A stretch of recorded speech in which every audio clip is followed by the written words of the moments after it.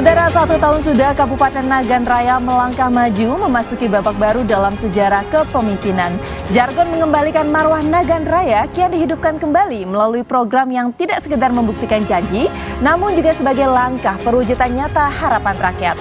Mulai dari penataan dan penguatan fungsi pemerintahan, pemerataan fasilitas kesehatan, peningkatan kompetisi intelektualitas, hingga pengembangan ekonomi. Lantas apa saja langkah konkret yang diambil oleh pemerintah dalam mewujudkan keinginan serta kebutuhan rakyat? Kita akan bahas lebih dalam selama 30 menit ke depan bersama saya Amanda Haj di Zona Inspirasi.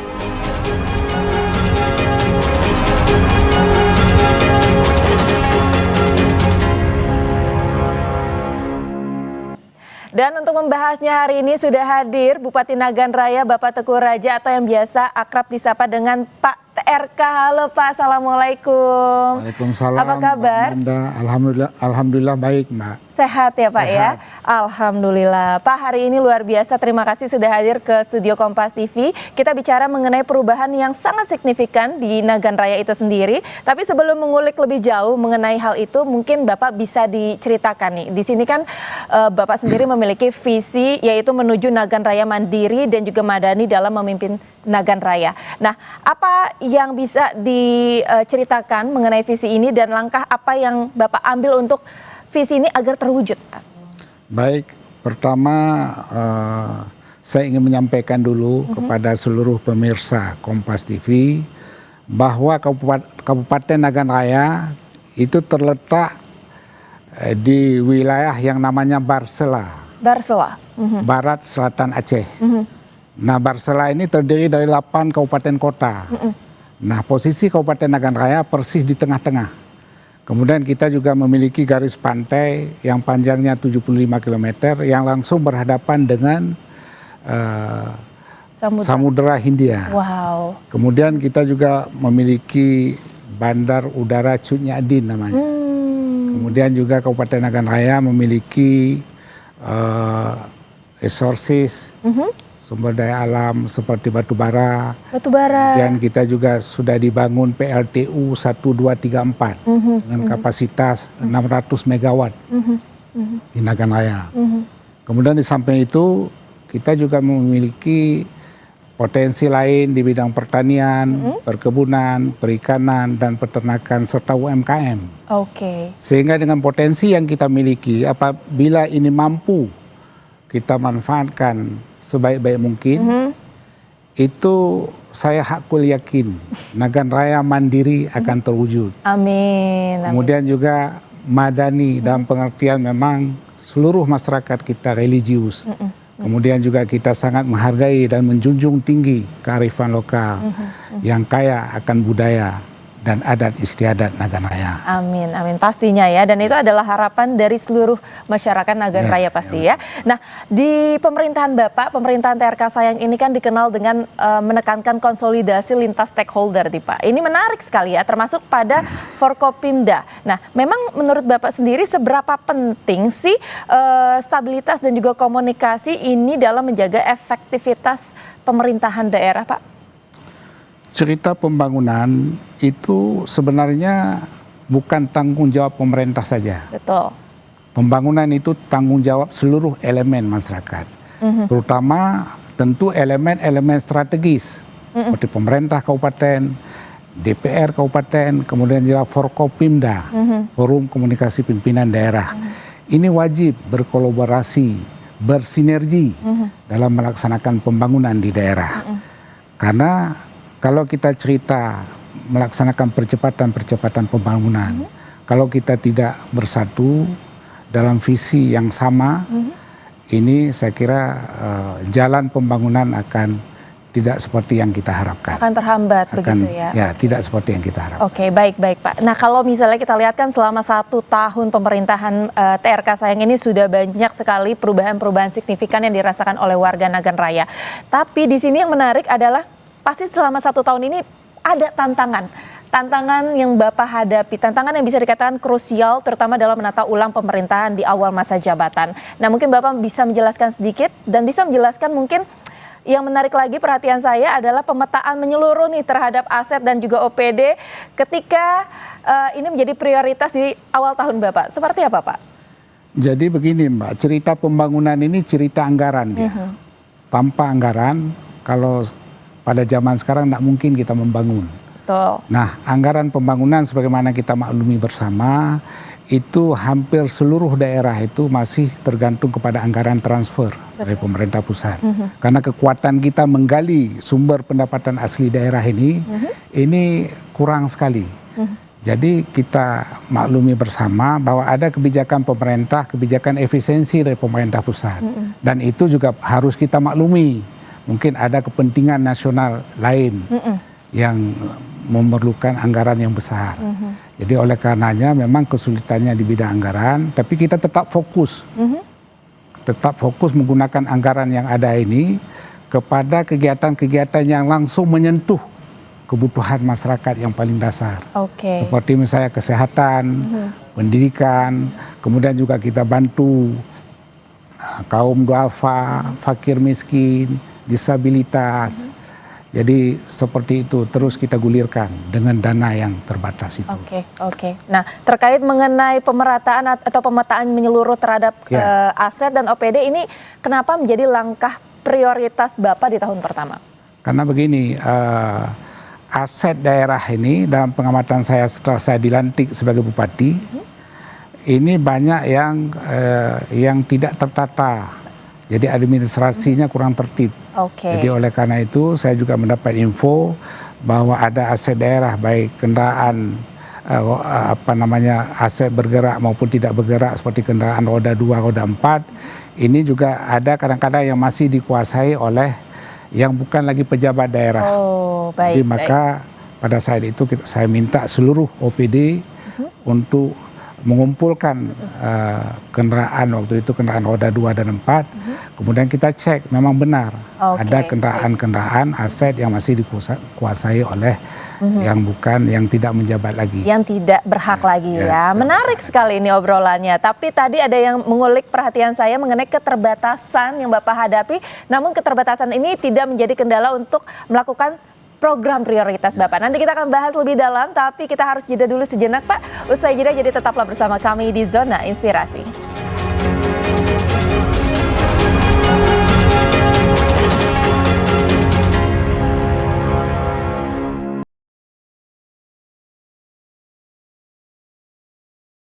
Tahun pertama TRK Sayang tidak berhenti pada penataan semata.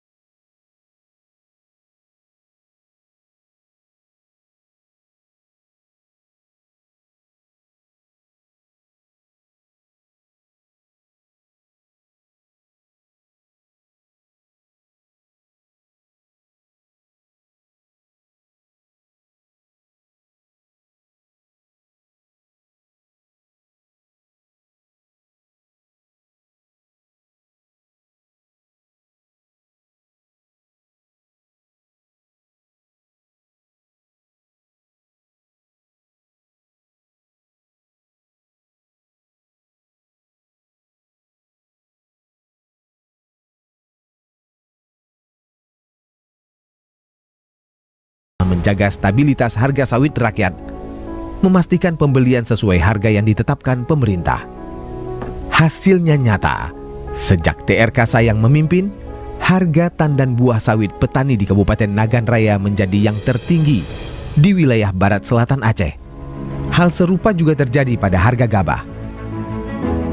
Program pengobatan dan operasi katarak gratis ikut dihadirkan bagi seluruh masyarakat Kabupaten Nagan Raya melalui kolaborasi dengan berbagai pihak.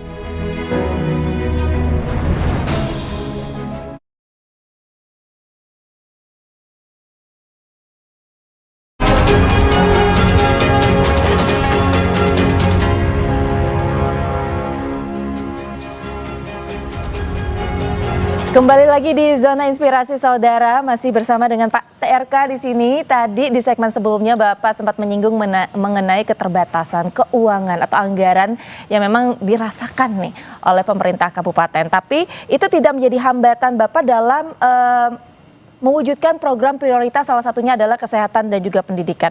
Apa strategi utama Bapak sendiri agar harapan masyarakat bisa direalisasikan terkait mengenai kesehatan dan juga pendidikan, Pak? Pertama, kalau di bidang kesehatan itu kita punya rumah sakit umum daerah yang selama ini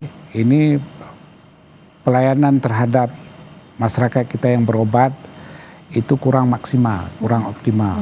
Jadi kemudian saya berusaha melakukan pembenahan. Kemudian kegiatan-kegiatan yang selama ini dilakukan oleh katakanlah oleh petugas-petugas, pegawai-pegawai di rumah sakit, kemudian kita alihkan ke pihak ketiga. Contohnya misalnya kebersihan rumah sakit, disiplin pengamanan rumah sakit, kemudian juga parkir, itu semua kita serahkan kepada pihak ketiga. Kemudian kita juga mengharapkan kepada dokter-dokter spesialis dan seluruh petugas kesehatan untuk melayani masyarakat dengan sebaik-baiknya. Jangan mengutamakan kepada administrasi, karena pengalaman selama ini masyarakat datang dalam keadaan mendadak sakit, kita sibuk, petugas di situ sibuk menanyakan mengurus administrasi, sementara masyarakat dalam keadaan sakit. Saya katakan utamakan keselamatan masyarakat dulu, karena keselamatan masyarakat itu hukum tertinggi. Abaikan dulu administrasi, sehingga pelayanan yang kita berikan itu betul-betul optimal. Jadi itu yang kita lakukan. Kemudian juga persoalan kesehatan ini bukan hanya orang sakit. Sebenarnya mencegah sakit itu lebih baik, lebih utama. Jadi kita juga mensosialisasikan pentingnya hidup sehat di dalam masyarakat. Jadi ini yang kita lakukan baik di puskesmas maupun di puskesmas pembantu. Dinas Kesehatan kita gerakkan untuk juga mensosialisasikan ini. Jadi Bapak benar-benar melakukan penataan rumah sakit dan juga penguatan pelayanan kesehatan gitu ya Pak ya, hingga akhirnya dirasakan betul-betul oleh warga Nagan Raya ya manfaat dari kebijakan Bapak di sini ya. Nah itu kan tadi baru terkait mengenai kesehatan. Saya dengar-dengar juga prioritas utama Bapak adalah di bidang pendidikan ya, di mana Nagan Raya sendiri ini berhasil ya menghadirkan sekolah rakyat dengan anggaran ratusan miliar rupiah, bahkan bisa dikatakan salah satu daerah yang paling cepat gitu ya melakukan sekolah rakyat di antara daerah-daerah lain yang belum melakukan hal tersebut. Nah, apa yang menjadi dasar utama Bapak melakukan hal ini dan apa motivasi Bapak? Kita memang ini kan program kementerian pemerintah pusat. Kita melakukan pendekatan-pendekatan dan kemudian persyaratan-persyaratan untuk mendirikan sekolah rakyat ini kita cepat memenuhinya. Seperti misalnya tanah. Kita memberikan tanah 8 hektar, kemudian dengan surat-surat tanah yang cepat. Sehingga beberapa kabupaten kota di Aceh, termasuk Nagan Raya yang mendapat pada kesempatan pertama pembangunan sekolah rakyat ini. Nah sekolah rakyat ini pertama di Nagan Raya. Karena nanti ini sekolah yang juga model boarding school ya. Jadi selama ini belum ada. Kemudian juga ini terkait dengan kesenjangan pendidikan.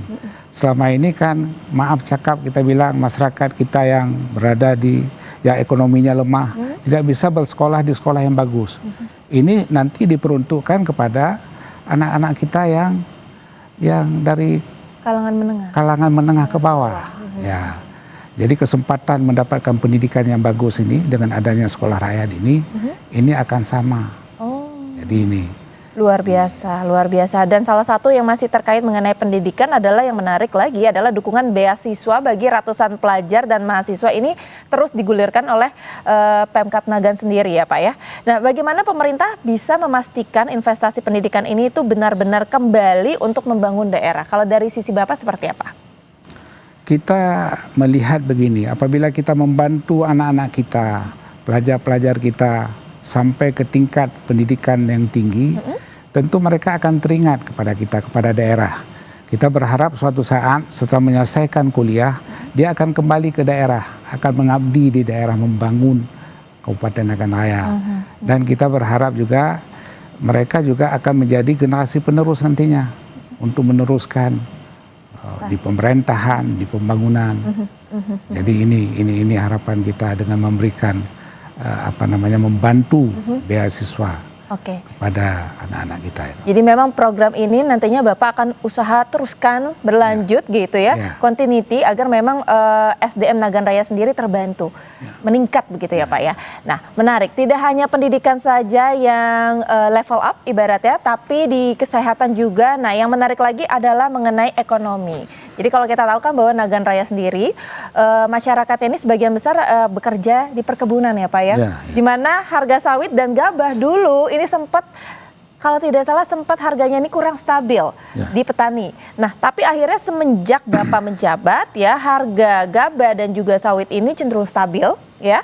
Dan apa yang menjadi langkah konkret yang diupayakan oleh pemerintah daerah sehingga kesejahteraan petani ini mulai membaik secara signifikan sih Pak? Pertama begini, khusus bidang perkebunan sawit, karena sawit di Nagan Raya ini termasuk yang besar di Barsela. Jadi sawit ini ada yang dikelola oleh swasta, oleh perusahaan-perusahaan besar. Dan sejak zaman Belanda sudah ada perusahaan besar yang bergerak di bidang perkebunan sawit, kelapa sawit di Nagan Raya ini. Kemudian sebagian sawit milik masyarakat. Nah masyarakat menjual buah sawit ini ke PKS. Kadang-kadang ini ada permainan.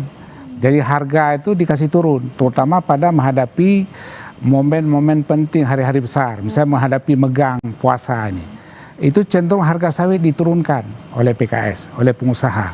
Jadi yang rugi masyarakat. Yang rugi petani kecil. Kemudian saya memanggil seluruh pimpinan perusahaan, karena harga sawit sebenarnya sudah ada ketetapan pemerintah. Betul. Tapi di ketetapan pemerintah ini memang ada tingkatan-tingkatannya. Dia membayar harga sawit di tingkatan yang paling rendah.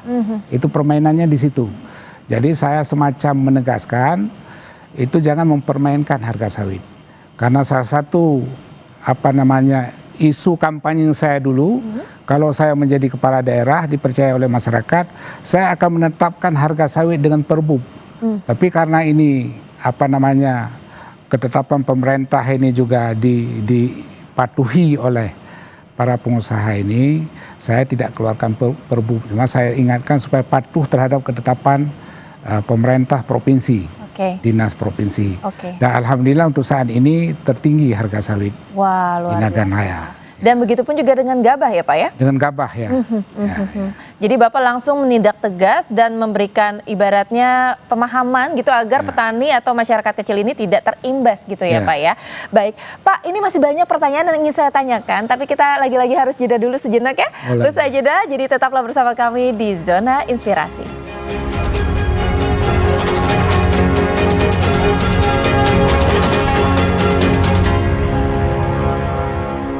1 tahun pemerintahan TRK Sayang, menata arah, menunaikan janji, memberi bukti, menuju Nagan Raya mandiri dan madani. 1 tahun telah berlalu sejak Kabupaten Nagan Raya memasuki babak baru dalam sejarah kepemimpinan. Pasangan Dr. Teku Raja Kemangan SHMH dan Raja Sayang yang dikenal luas dengan sebutan TRK Sayang berhasil memenangkan pesta demokrasi dalam pemilihan kepala daerah akhir tahun 2024. Rabu 19 Februari 2025, TRK Sayang resmi dilantik sebagai Bupati dan Wakil Bupati Kabupaten Nagan Raya. Memasuki tahun pertamanya, pemerintahan TRK Sayang fokus pada penataan dan penguatan fungsi pemerintahan, dibangun dengan semangat kebersamaan, tegas dalam keputusan, namun inklusif dalam pendekatan. Berangkat dari prinsip kebijakan berbasis data, TRK Sayang melakukan pemetaan permasalahan daerah secara komprehensif, disertai proses audit dan evaluasi terhadap keuangan, aset, organisasi perangkat daerah, serta sumber daya aparatur. Seluruh hasil pemetaan tersebut kemudian dituangkan dalam Rencana Pembangunan Jangka Menengah Kabupaten Nagan Raya yang selaras dengan visi dan misi kepala daerah dan wakil kepala daerah terpilih.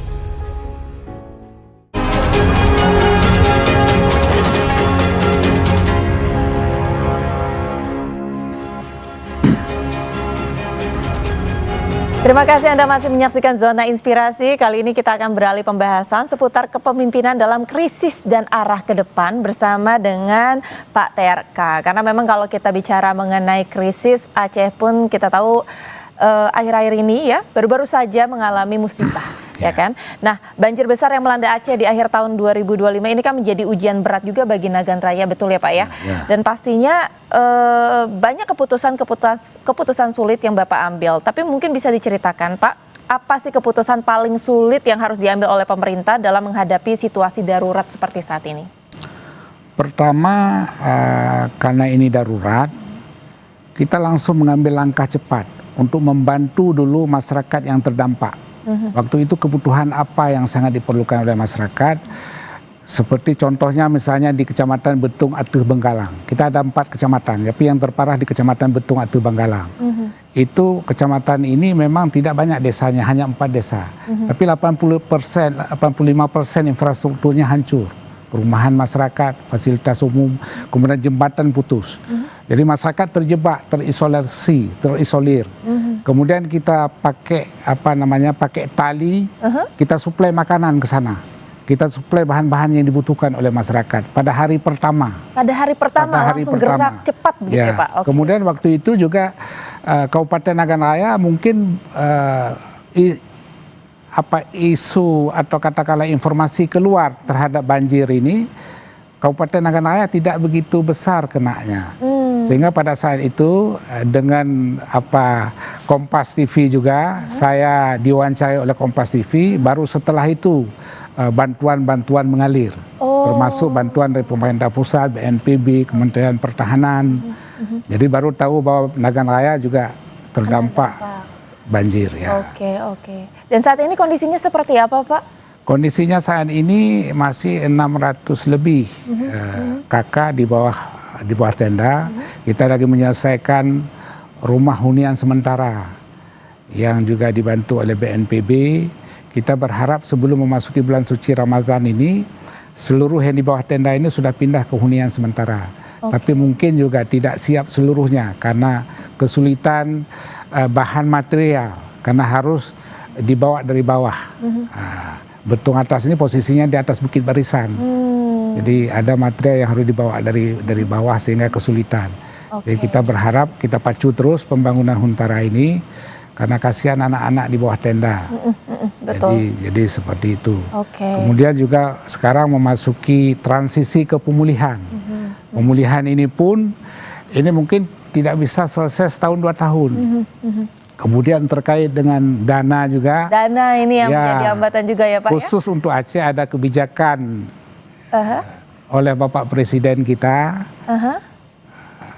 Beliau menyampaikan khusus yang terdampak banjir Aceh ini dana TKD dikembalikan.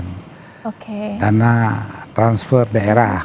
Kemudian sampai saat ini kami menunggu belum keluar PMK, Peraturan Menteri Keuangan. Kita berharap kepada Pak Menteri Keuangan supaya segera mengeluarkan PMK biar kita bisa melakukan pergeseran anggaran untuk proses pemulihan pasca banjir ini. Jadi bisa lebih efektif lagi, waktu yang dibutuhkan lebih singkat lagi, masyarakat juga bisa lebih cepat untuk bangkit gitu ya Pak. Nah, yang menarik lagi saya dengar nih ya, untuk perkantoran di Nagan Raya ini dengar-dengar sudah 20 tahun tidak terpelihara dengan baik, tapi semenjak Bapak menjabat ini sudah ada perubahan-perubahan yang cukup signifikan ya Pak ya? Jadi memang Nagan Raya ini karena kabupaten baru tadi, itu sejak pemekaran memang kita fokus untuk membangun pusat perkantoran.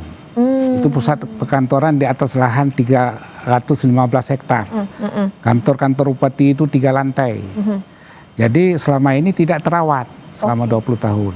Jadi pada saat saya bupati dan wakil bupati dilantik, itu kami berdua tidak bisa langsung masuk kantor karena ruangannya harus direhab, harus direnovasi. Begitu pula rumah jabatan, rumah dinas, pendopo, itu juga 6 bulan baru bisa kami bertempat tinggal di rumah dinas bupati. Kemudian juga saya meminta kepala-kepala OPD waktu itu untuk mengecat kantor. Jadi memang kesulitan anggaran. Mereka juga tidak bisa ngecat Saking kantor sulitnya. sambil berseluruh. Kadang-kadang saya ngomong, kamu jual dulu emas istrimu, kamu cat dulu kantor, jangan bahasa Aceh melitung kantor-kantor ini. Jadi begitulah kondisinya. Tapi ya pelan-pelan kita coba benahi. Sudah diperbaiki ya. Oke, baik. Nah, dari yang menarik tadi perhatian saya, selain memang Nagan Raya memiliki sumber daya alam yang luar biasa, ya kan? Ada satu lagi yang menarik nih pemirsa, yaitu penemuan batu giok raksasa di Kecamatan Butong yang diperkirakan ini mencapai 5.000 ton. Betul, Pak? Betul ya? Betul. Nah, ini mungkin bahkan bisa lebih itu. bisa lebih ya, dan ini menjadi perhatian publik juga, Pak, karena dikaitkan dengan rencana nantinya untuk melakukan pembangunan Masjid Giok. Ini bisa diceritakan lebih jauh mengenai hal ini, Pak? Jadi Masjid Giok ini Masjid Agung Kabupaten. Oke. Itu namanya Masjid Baitul A'la atau lebih populer dengan sebutan Masjid Giok. Mengapa populer sebutan Masjid Giok? Karena masjid ini lantainya sudah dilapisi dengan bahan baku batu giok. Oke. Batu giok ini kan tidak sembarangan dia. Di dunia ini mungkin hanya ada di 2 tempat, di Myanmar dengan di Indonesia ya di Nagan Raya. Wow. Ya. Jadi ini hanya lantai, tapi belum seluruhnya selesai.